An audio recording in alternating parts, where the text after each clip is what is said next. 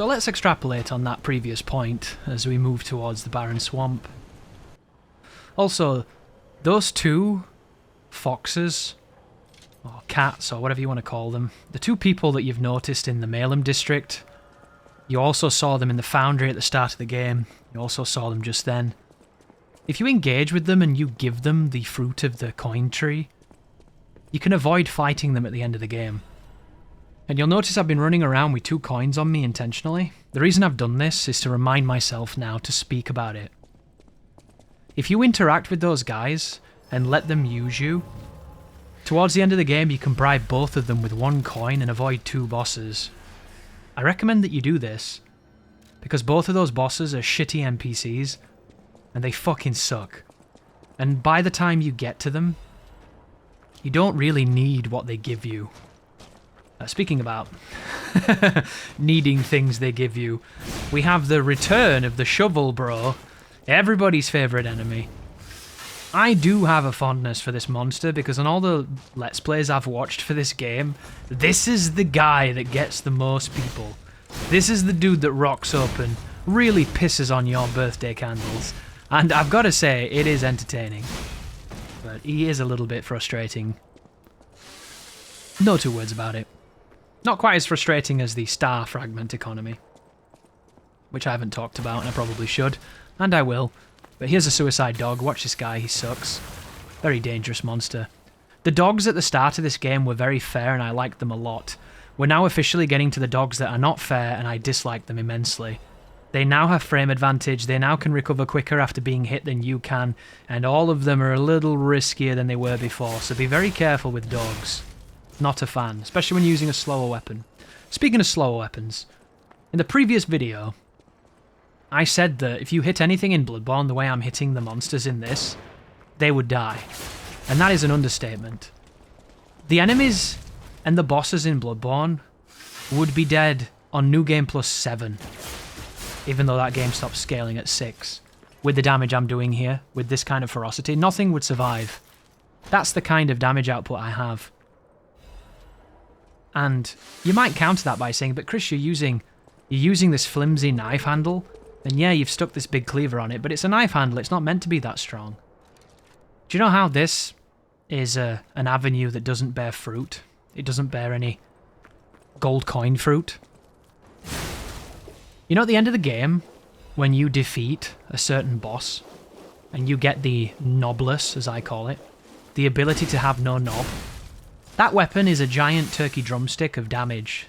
It is designed to be a giant turkey drumstick of damage, and it does a preposterous amount of damage too. Although it's a strength weapon, you can put a technique handle on it, and with the right scaling, and when you max it out, that weapon can hit for 1,000 to 2,000 a hit. It's incredibly, incredibly powerful. I got it on this build, and compared to the weapon I was using, my weapon was doing more. And my weapon was considerably faster too. So the notion that that's the reason why it's balanced this way just gets shut down immediately with science. And then we have another clown here. This clown looks the same, although, you know, he's not stripy, but he's a little bit different. This one likes to throw all the time. His entire moveset is trying to throw at you or hitting you with his belly. He doesn't seem to do the other moves, which I think is really cool. And I wish there were more clowns, because they're some of my favourite enemies. And that might seem really strange to people if you've been bullied by one of these monsters, because they suck at first. They're really dangerous and they're really hard. But once you understand them, they become a lot better, and you realise how well designed they truly are. Still dangerous, but well-designed dangers, nonetheless. Is he too tanky? Fuck yes, he's too tanky. Should he have this HP? No, he shouldn't. Should I get stuck on his body when I'm trying to run past him? Of course not, but it happens. Welcome to Lies of P. Do you know the greatest thing that irritates me about the clowns? Is that I thought this game was going to have an amusement park level. And the closest we got to that was the Grand Exhibition, which was not what I wanted. And every time I see these clowns, I just think how good, like, a fun fair or an actual amusement park, a theme park would be with all the rides and the wheels and the lights and the marquees. I think that would have been so good. And if they don't do that for the DLC, I will single-handedly hold it against them for the rest of my natural life. But be real careful here, guys. I'm going to throw some shit at these soldiers. These guys turn around and they shoot really quick. Additionally, if you run up to try and get them, there are some sneaky bear traps designed to catch you out. So do not get caught out. This level has some interesting design to it, and I think it's way better than people are giving it credit for. Lies of P level design is definitely a criticism that needs to be said. This game is far too linear. It definitely does not give you the proper Souls experience of really delving into an area and getting lost. But that is not to say that it does not have merit and that it doesn't have qualities that are worth talking about. There are lots of qualities, but I'm going to save that for later. Because I need to keep talking about the things that I'm mentioning. And I just mentioned the fragments of stars and how that whole thing works. So earlier on in our tale, in our Greek tragedy that is the Systems of Lies of P, I talked about a system of cooperative play, not involving a human, but involving a phantom, a CPU-controlled character that helps you in boss fights. And this is not new. This is something that's been around for a long time. You can do this in Dark Souls. It's very useful. Some players still do it to this day. In Dark Souls, when you summon help, it does two things. It proves you have a giant vagina, and it makes the boss have more HP. And having a giant vagina can be a plus. It can be really good. You know, you can use it to catch flies and various other things. You can also sell pictures of it on OnlyFans and make yourself a nice little side hustle. But it scales the boss's life to compensate the fact there's two of you. It is a counteraction to the way you're trying to subvert the game. And it's really well designed. Everybody uses it in Dark Souls at first. It's the sign of being a new player, or being Wings of Redemption. It's just what you do. In this game, the boss's HP stays the same. There's no increase. There's no punishment for summoning. There's no reason not to summon. And then, when you explore this world and you kill an elite enemy, you kill a very dangerous, very capable enemy, he drops the currency that lets you do it. The whole game is about fighting really difficult enemies that give you a really insular reward that reinforces people that summon against bosses and no one else. So every time you think you're about to get rewarded by doing something, they give you a star fragment. Everything gives you a star fragment, it feels like at times. And then you look into what you can do with star fragments because you're new to the game, and you're like, oh, I wonder if I can use it to buy like a super cool thing, or I wonder if I can do it to do this or do that, or I wonder if it sells for a lot of money so I can be rewarded when I don't summon. No. They don't sell for that much. They sell for okay, but it's not great. And there's nothing you can do with them. The only thing you can do with them is summon bitches to be a bitch. That's it. It is a bitch perk for bitch people. It's bitch coin. That's what it is. And the stock is rising. And the whole game gives it you. And there's nothing to do with it unless you're a cooperative player.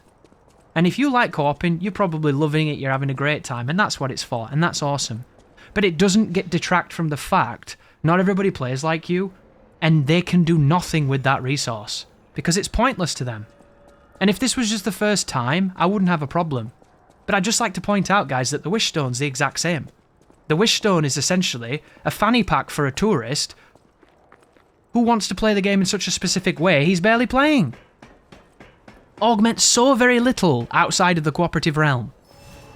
And they have all these systems that augment this system. And what does that system really do? It circumvents playing the game you've made. Why? Why is there no other option? No other choice? Nothing for anybody that doesn't want to engage with it? And it's interesting because the narrative for this game is talking about how it's very... Look at that, see that?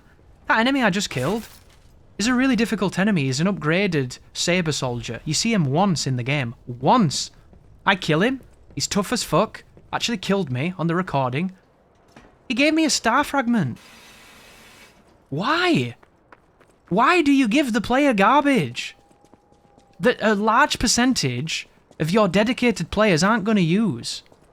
And it's funny this, because we've all been there. We've all summoned. We've all shamed people for summoning. We've all got to the point where it's like, oh, you summon when you're not confident, and then you learn how to be confident, and then boom, you're okay, right? But when you design your game around having a system that governs risk and reward based around enriching essentially the stabilizers of your first playthrough, what do you do on your second, and your third, and your fourth, and your fifth? Are you always going to summon a spectre? Are you going to play the whole game with a spectre? It doesn't lend itself to anything other than emboldening a player that doesn't want to learn. That's it. And the funny thing about this franchise of the Souls-inspired titles, look at the lock-on fucking me here. That's a word to the wise. Be very careful with any kind of incline when using the puppet string. You will get screwed. This genre is founded on people telling you that they overcame something meaningful.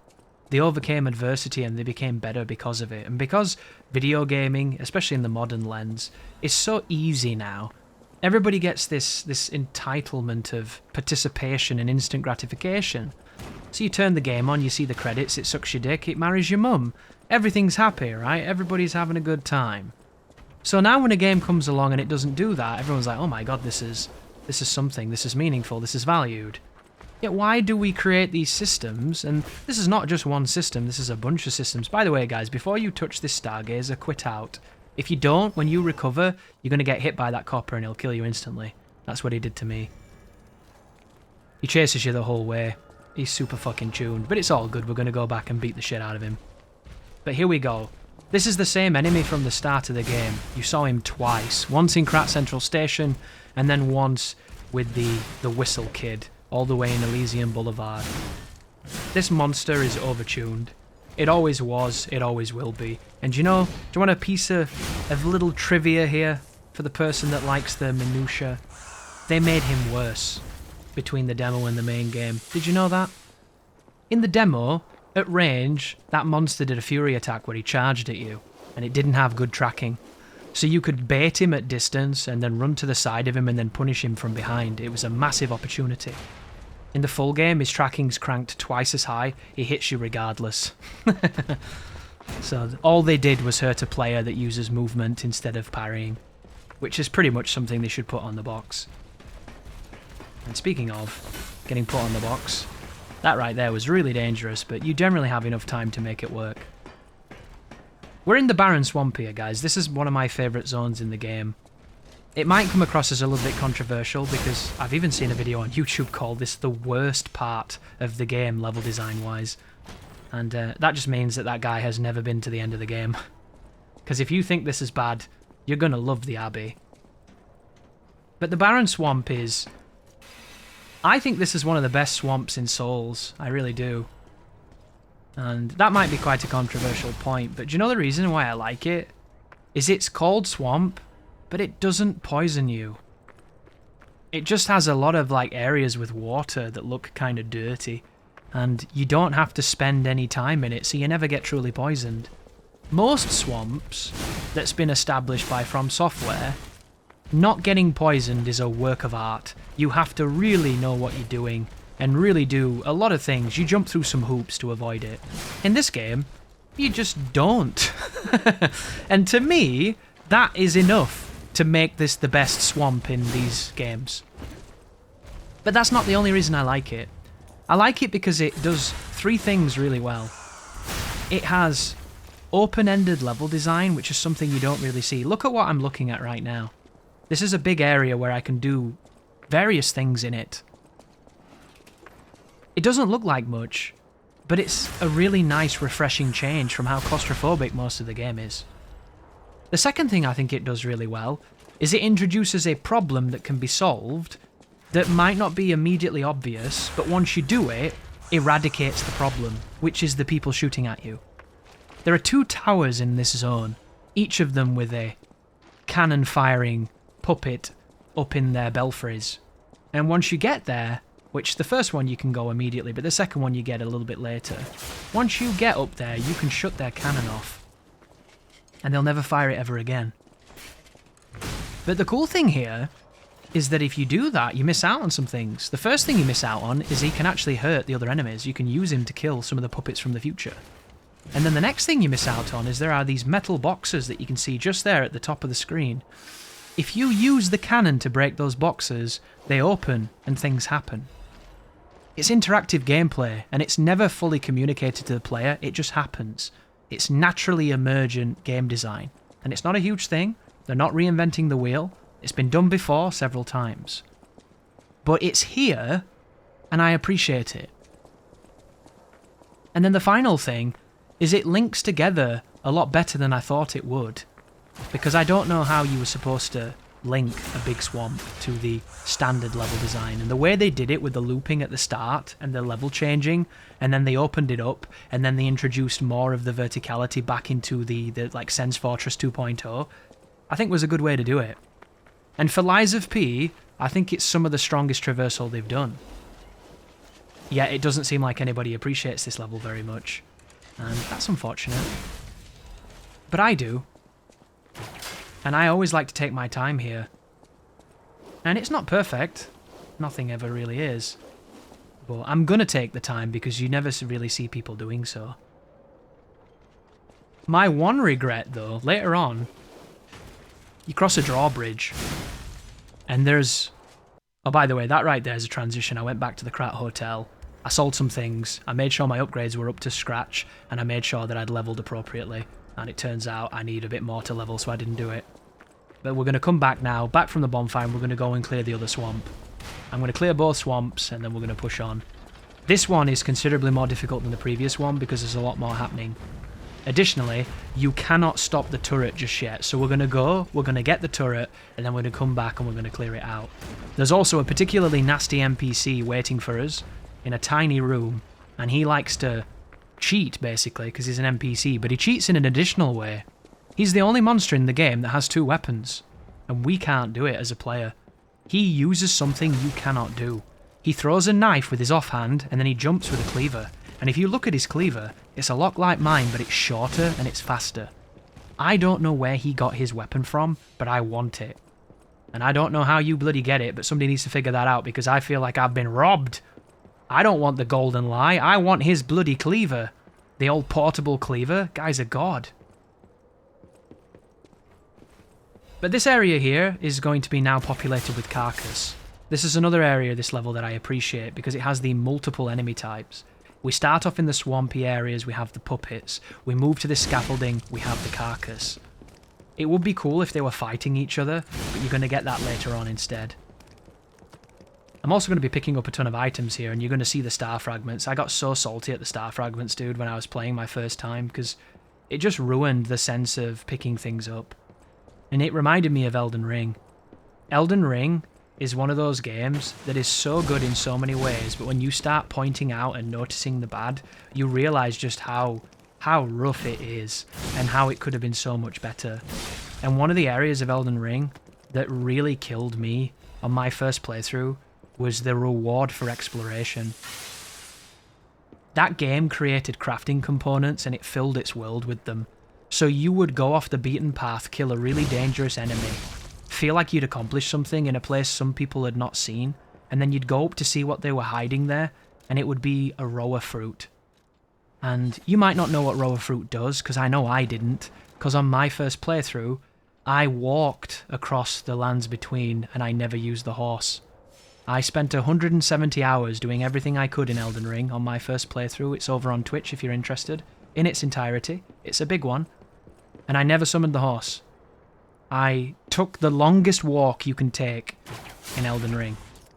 And it turns out that that item that I got so sick of picking up that it became a meme on my stream, and is a meme on my stream to this day, was the compound you need to combine with something to heal your horse. And can you imagine?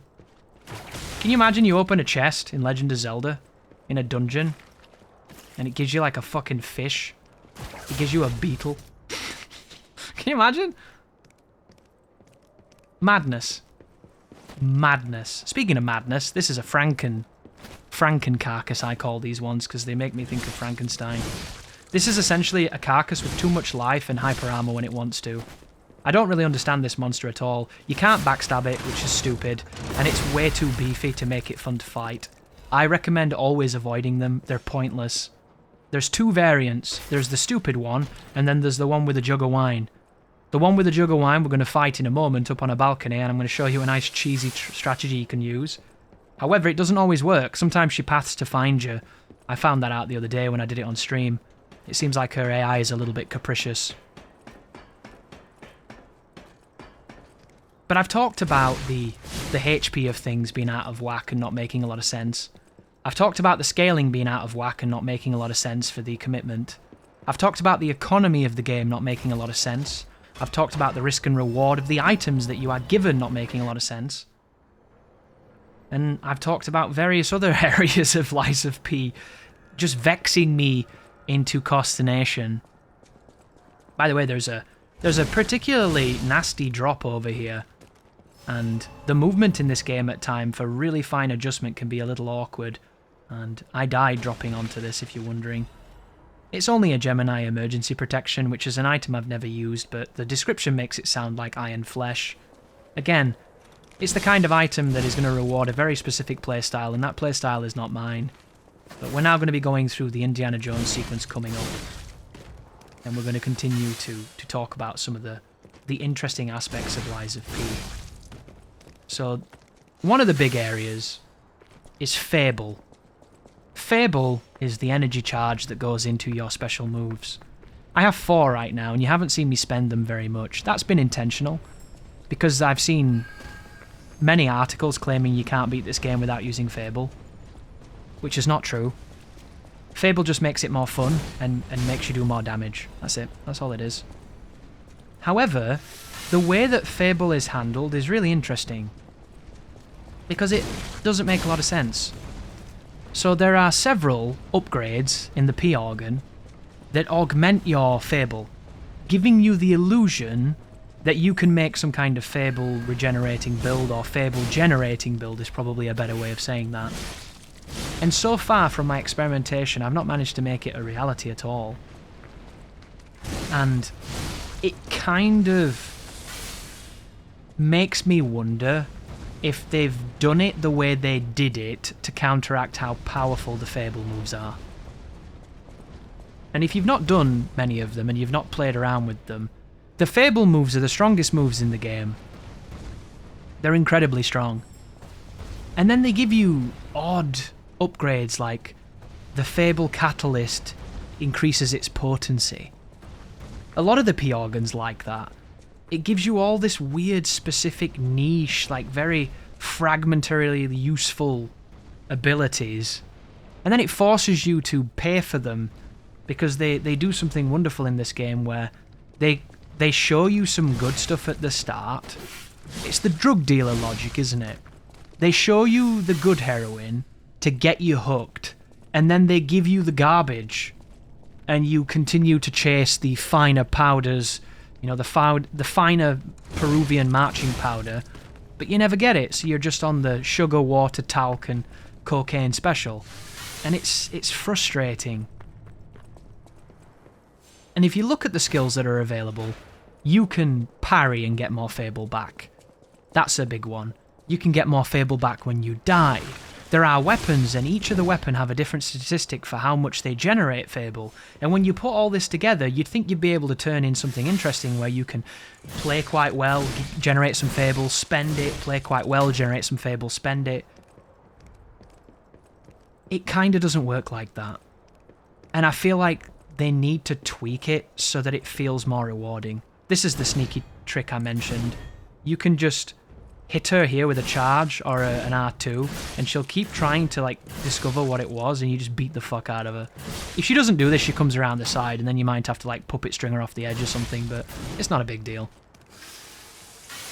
But they seem to think Fable generation is super important, and then you spec into it, and it's nowhere near as good as you think it's going to be. And I hope that they do touch it, because it would be nicer to reward more players with more approaches. And the area where you know that they really weren't thinking is when you die in this game and you leave your bloodstain behind, you lose your Fable, all of it. And then when you pick it back up, it generates it again. But if you lose your Fable and you hit a bonfire, it doesn't fill it for you. And my logic is, it doesn't fill it because it would be too powerful if it did. So then you see in the P organ that there's an upgrade that enables you to refill your fable on death. And you say to yourself, oh wow, that's really strong. This is the turret, by the way. Once we kill this, we'll go back down and clear the swamp. And then you buy that upgrade, and then you realise you've fucked up. And you want a respec, but you're at the start of the game and you can't do it. And the respec used to be way deeper than it is now. Which is a good change, and they did well to do that. But what happens is when you die and you've got that upgrade, it doesn't fill your catalysts. It doesn't fill your fable. It gives you 1 bar. 1 bar. You can't even use 1 bar on my setup, because they're all 2 bar specials. So that point is fucking pointless. And it makes you wonder why you took the time and the investment to get it at all, because it doesn't reward you. And do you know the area that makes it even worse? If you go back to Krat Hotel and you go into the training area, they fill your fable for free. It is a free refill every time you enter. They fill your bar. So what people do is people will warp back to the hotel, go into the garden, get their fable back, and then warp back to where they were. And all you've done is make people warp back to the hunter's dream when they want to fast travel. And it's fucking stupid. It's a waste of people's time. And this is the kind of quality of life that this game could get, and it would be objectively better. Why would you make an option that a player can spec into give such little reward? 1 fable does not make that much difference. It really doesn't. It's madness if you ask me. And I don't get it. And I really hope that that roadmap is like, we're going to really take on board what the community's saying and see if we agree with it, and then move into a direction where we please as many people as we can while retaining the vision of what we expect the game to be.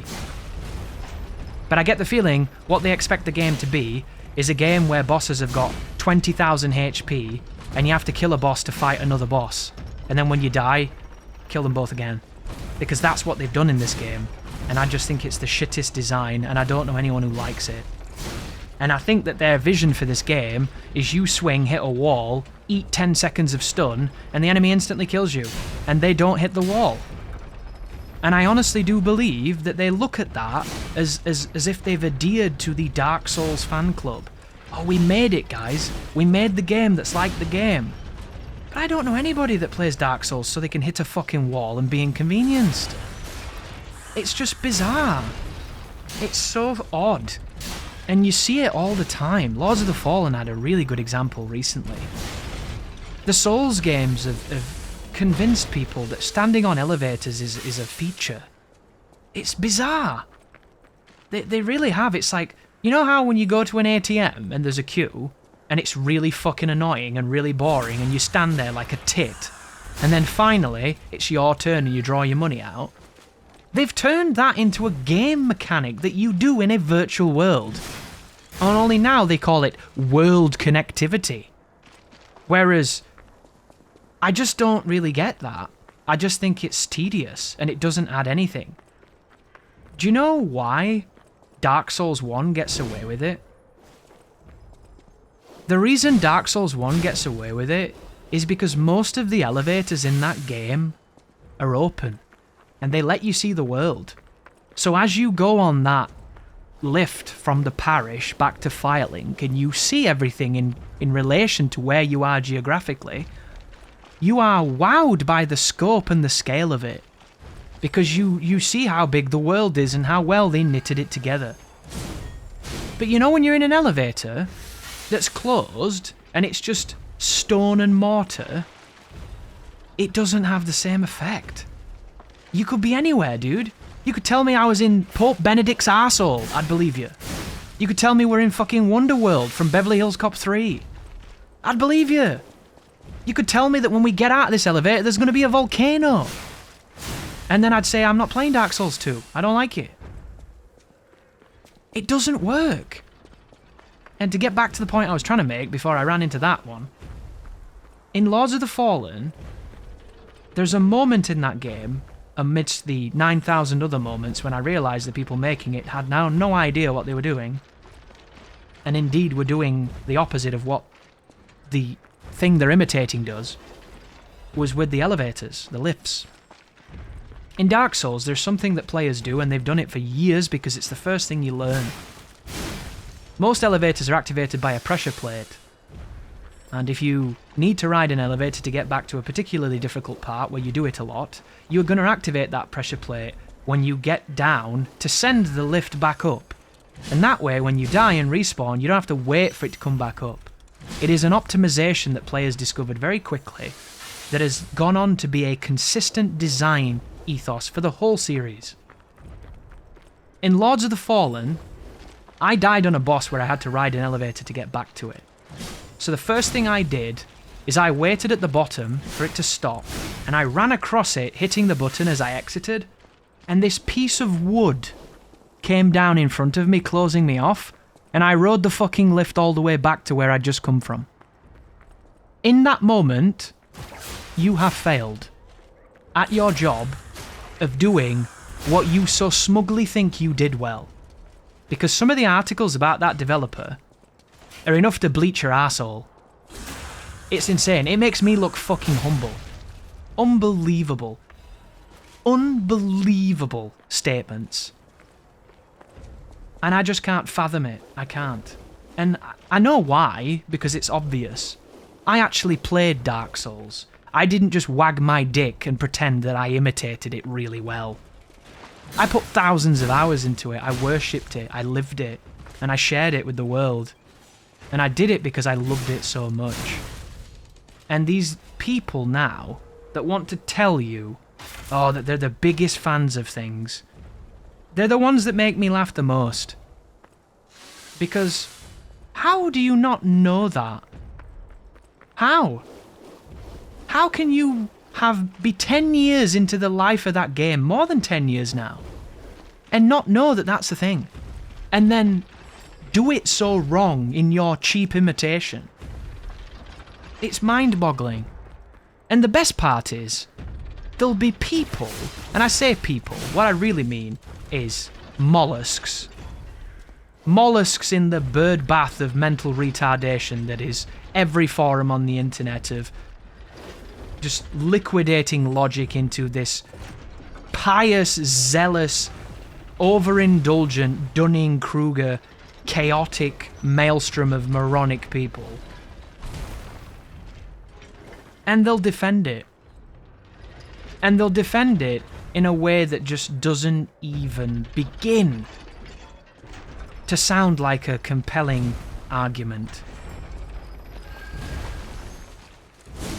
And I just don't understand why you would.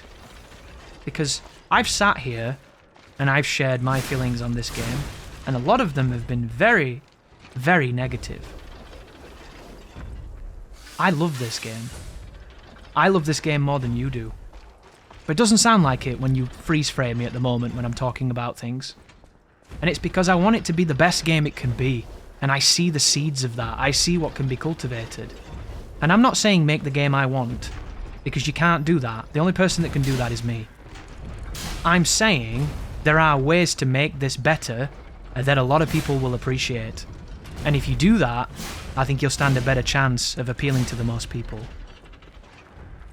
I would love them to change the things that I hate, because then I would love a game even more that I already really adore.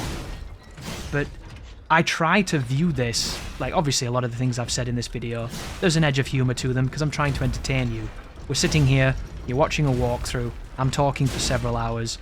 It's not the most ideal situation, but I'm going to make it as pleasant as I can, and if I can get a chuckle out of you or a shock gasp, I'm going to do it.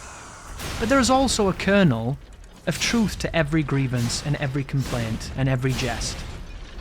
And it comes from wanting better. You cannot be this mad at something that is so superficial to some people unless you love it so much that you know its true potential. And that's the reason why I'm joining the discourse, because I have to. And I have to say this, and even if everybody disagrees with me and I'm on an island on my own, that's fine. That's sometimes the way it has to be. That's what discourse is. You can't expect everybody to agree with you, nor should you want to. Speaking of discourse, here is the Owl Doctor, using some of the coolest moves in the game that you cannot get access to. Look at his sword. He's using my sword, and he's made it short. He's using a sawn-off version of my sword, and I want it. How come he has a sword I can't use? Anybody else mad at that? I'm mad at that. But this guy's interesting, because he's got a lot of lore, and if you look into who he is, it's some nice storytelling. But he's very dangerous. He teleports, too. Whenever this guy... he also parries, but he doesn't riposte quick enough to do anything with it, so it's not too bad. The general idea is wait for him to throw his knife, wait for him to jump, and then punish him. Sometimes you can backstab him, sometimes he auto-recovers and fucks you up. You can also just mash him down if he starts hopping around and getting caught, but it's very easy to get input read and punished by a boss this capable.